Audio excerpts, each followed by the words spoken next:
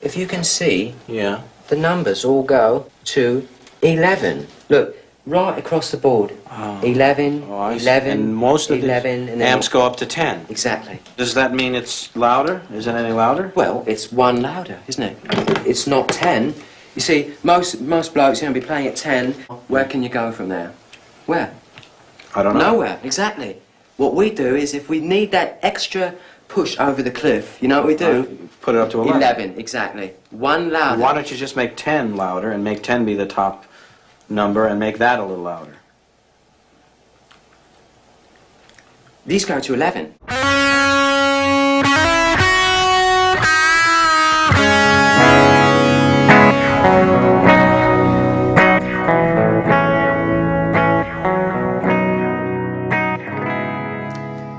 Welcome. Ziggy1X here with another NieR reincarnation video, and it looks like JP has gotten its first drop on some of the details surrounding karma. Special shout out and thanks to Belgo over on the Discord, and Ciro, who also has the CiroTube channel, and NieRrain.guide, who has this posted currently right now. This is also up on Reddit in the NieR Rain channel. And so credit to those. I'm going to go ahead and drop links for all of those in the description for this video, but this is going to be real brief. We're just going to go over what we're seeing here from the pages we have here. So first of all, we're going to have, just to reiterate, we're going to have 3 slots for karma. Slot 1, slot 2, slot 3. It looks as if right now slot 1 and 3 will be generally unchanged, except it's going to be element dependent. So for example, over here in slot 3, what we have is we have a 8% resistance to wind, for example. Now there are going to be multiple tiers of this. It looks like there's going to be a most desirable tier, which has the cap in what you can gain from a specific karma slot, but then there's going to be lower tiers. So basically that's where I would presume a reroll mechanic would come in. But let's look at this guy real quickly here. We have an 8% wind resistance. This would be presumably on a fire unit. So this would be for Fio, for example, our new festive Fio. So something like this here, you can pick from any of these abilities: innate poison resistant, innate darkness resistant, which actually can be really good. Damage resistance, this is great for an arena unit. 3% chance to AA multiple times.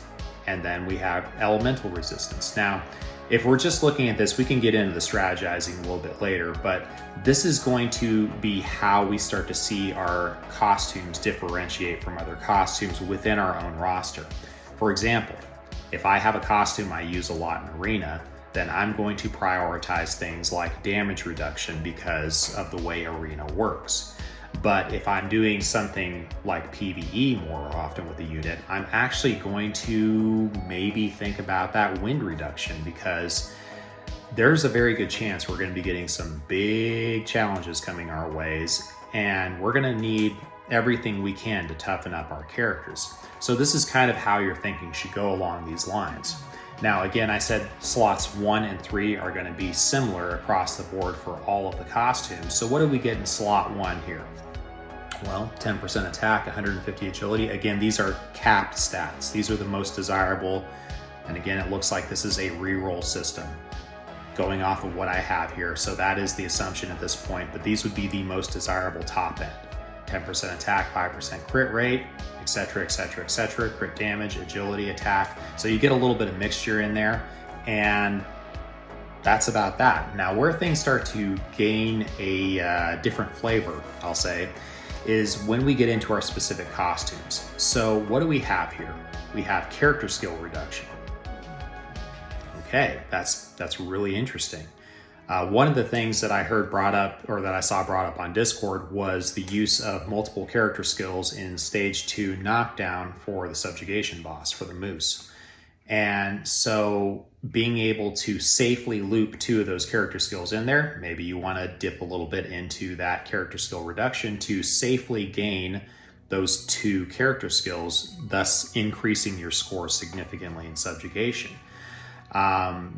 CDR, we've got bold vigor, we got caged vigor, we've got pursuit, and all of those at top end are 20% values. That's busted. that is a flat 20% multiplier damage-wise on top of everything. So typically the way I see this going is in most PvE content, you probably would want to do Pursuit because it's much easier and much more reliable to maintain Pursuit than it is Bold or Caged Vigor. Bold Vigor, you have to have your characters topped off. Caged Vigor, you have to be living on the edge to get the maximum out of that damage potential. So Pursuit is the safest. And so this would be a way to go with that. And here we go over here to a chart and we've got so far in the pool Theo and Divine 063Y. And this is their ability breakdowns. So you can see that Theo gets the Blaze First Strike and 063Y gets the stat buff. And that is, by the way, his own status buffs increased by 15%. So he comes packing a lot of buffs in his kit, including his character skill and his passives. And so this would just simply extend that, which is pretty darn cool, actually. And so you can see this really differentiating the roles between support, healer, and attacker. We don't have healer in here yet. We have attacker, which is Theo. We have support, which is 063Y. This leads me to speculate that just like a few months back, we got the icon for the elemental affinity of each of our costumes. This is probably going to be something that's added to our costumes maybe on the 17th, where we're going to get an icon that shows what role they fill, be it attacker, supporter, or healer, or tank. That maybe tank will fall into support, I don't know. But this is going to be something I think that we see, and it's we're going to gain more, I don't want to say disparity, but more, our roles are going to become a little bit more eclectic, I'll say, as time moves forward, and I'm all here for this. Now, it could mean that we can get a little bit of just purely speculation, a little bit of crossover where we get someone who's designated as a support so that they could benefit from the supporting buffs from Karma, but then they're also a very good damage dealer, or vice versa, and all these other things. So this is just another layer of customization, and this is really the first big layer outside of memoirs of customization, memoirs and weapons, because weapons are how we determine the scaling of our damage. But this is a big one. And for those of you who are not exactly sure what to think of Karma yet, basically what this is in a nutshell, it's going to significantly increase the power of the costumes it's applied to, so bear that in mind.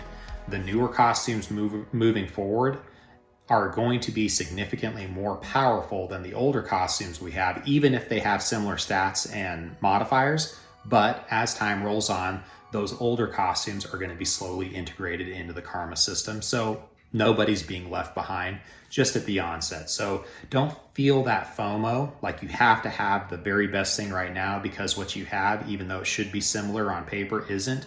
They're going to get there eventually. So this is something that will be rolled out eventually for everything. But big things, big takeaways, we're going to be getting new content that's going to be significantly more challenging than what we have, which means that this Karma system is going to play a huge role in that, because this is a big, big power bump.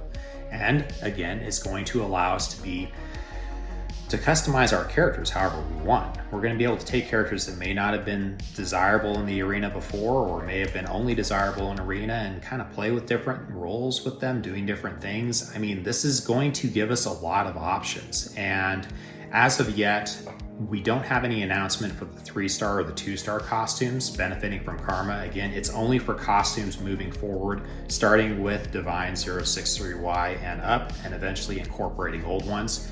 There's been no mention to incorporate 3-star or 2-star costumes. I hope they do. I hope they don't just completely leave those costumes behind. But we will see, because remember, a part of Karma is, and this could be a part of the decision-making process here, a part of Karma is that when you enter the battle, if you have full Karma, your character animation changes. And so this isn't just a stat bump. This is also an aesthetic buff in that sense, if you want to think of it this way. So this is really it. I don't want to be too long about this, but get excited, guys. We're going to learn more about it on the Japanese live stream on the 10th. Go ahead and pay attention. I actually don't have the time for that on me right now. Maybe I'll go ahead and post that in the description along with the links. And these changes are going to be starting to be implemented in the game on the 17th. Now, moving on to other things, we do have some news. We have our Celebration Gala Part 2 in the game now, which means that go check your rewards and check to see if you can go through and pick up those extra achievements, because there's one for clearing the final act of the regular story on normal, there's one for clearing one Theo Recollection of Dusk mission, etc., etc. And these just give you extra goodies and Zenith Brilliance and Black Pearls and advanced handbooks and things like that. So all useful items. So pay attention to those. Ziggy from the future here, just realizing I missed something. So let's go ahead and talk a little bit more about the notices. 2 points. First of all, subjugation, we're going to be getting a slight change to that. It looks like they may be increasing the upward challenge of subjugation again, based off of these new enhancements we're getting through Karma. And then the next thing that's also worth pointing out is that the accessibility of Fate Board is about to change. It says right here on August 27th, we're going to be getting a loadout bonus increase from 200% to 400% up to Quest 10. So that's the first 2 pages of Fate Board. And what that means very likely is that we're coming to the end of Fate Board. And so what they're doing is they're making those first couple quests significantly easier, because if you're getting 200% and then another 200% on top of the stats of your equipment in Fate Board, that means that your characters are going to be significantly more chonky, which means that players who have had a difficult time accessing Fate Board are actually going to have a much easier time of it up to Quest 10. What this means is they're going to be able to get a hold of enough of those Verse of Truth materials to level cap up to level 100 multiple costumes or multiple characters. And so this is good. This is a nice thing, because now we've mostly played out Fate Board. The tryhards have had their chance. And so now it's time for everybody else to get in and benefit from the rewards. And I like this. I think this is a good move. So this will probably be applied over time, maybe up to a certain point, maybe not all the way up to level 40 or whatever we go to. But it is good, because now just about everybody will be able to get in there and benefit from the rewards of Fate Board up to a certain point. So that's all. Back to the video. But otherwise, I hope everyone had a good time with the arena. There's probably going to be some things changing up. Cabbage went ahead and posted that JP post that we still haven't gotten in global yet on Reddit with the weapons. It's also on the NieR guide, and it's also on the Discord. So for those of you in the know and savvy on that, but we are going to be getting Recollection of Dusk weapons from the arena shop, because they come with a +8 barrier on Recollections of Dusk, which is unheard of, because the biggest barrier we've seen on anything so far has been +4.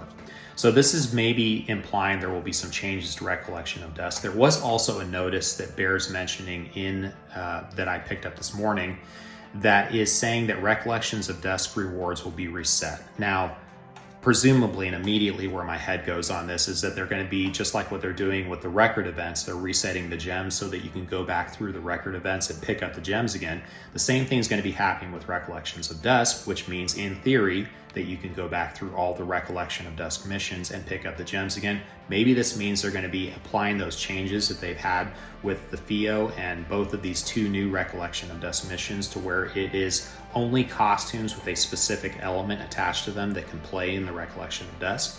I don't know if that's going to be happening across the board. I suspect it will. It'll be phased in eventually, but maybe not. But the point is that there is a chance that we will be getting a reset of gems on Recollections of Dusk. Again, speculation just based off of what I saw in the notices. So I'm going to leave it there. That pretty much covers all the news. I hope your summons, by the way, went well for your Bloodless costumes today.